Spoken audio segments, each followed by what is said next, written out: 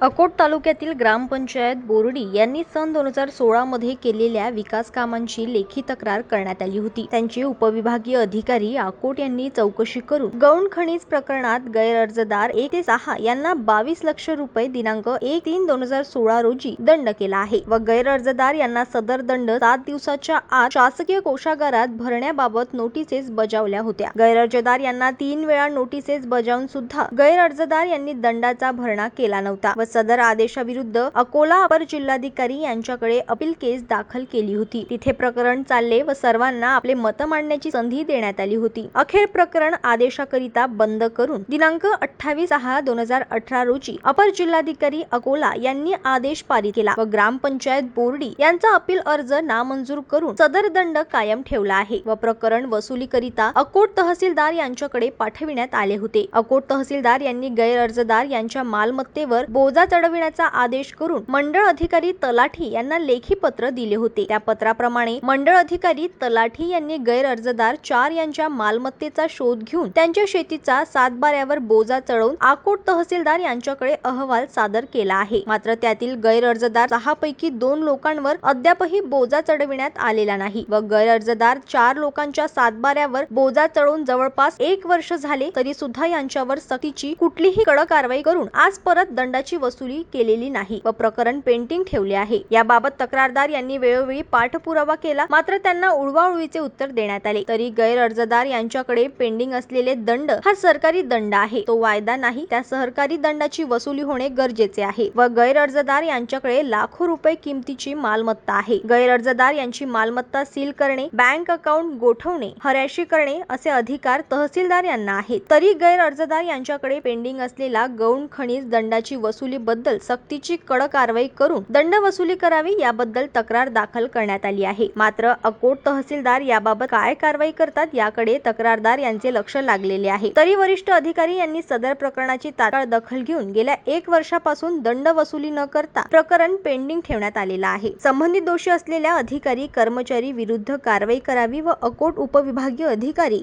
तहसीलदार यांना दंड वसुलीचे आदेश द्यावे अशी मागणी करण्यात आली आहे।